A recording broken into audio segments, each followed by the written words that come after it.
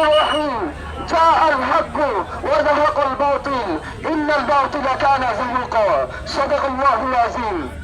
সংগ্রামী সাথী বন্ধুরা, আমরা দেখেছি এই দুনিয়াতে হক আর বাতিলের লড়াইটা আজকের নতুন কোন বিষয় নাই, ছিল বলেন ঠিক না? আমরা দেখেছি যুগের পর যুগ হক এসেছে, বাতিলও এসেছে।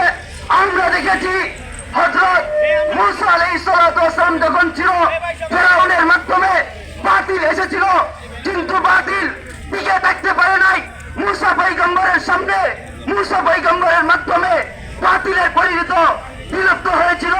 আমরা দেখেছি নমরুদের মাধ্যমে বাতিল এসেছিল, হযরত ইব্রাহিম আলাইহিস সালাতু ওয়াস সালামের মাধ্যমে বাতিলের বিলুপ্ত হয়েছে। চিল্লায় বলেন ঠিক না বেটি?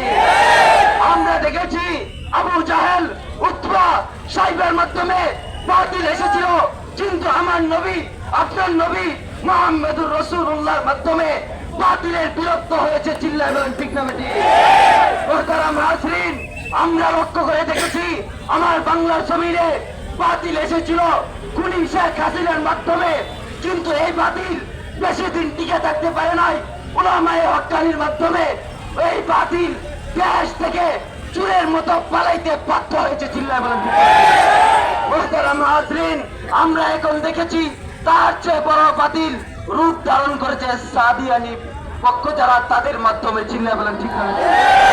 অতএব এই সাদিয়ানিদেরকে দেশ থেকে তাদেরকে বিলুপ্ত, এমনকি বাংলার জমিন থেকে সাদিয়ানিদেরকে কুত্তার মতো পিটিয়ে বাংলার জমিন থেকে বিতাড়িত করতে হবে, বিতাড়িত করতে হবে। চিল্লায় বলেন ঠিক না?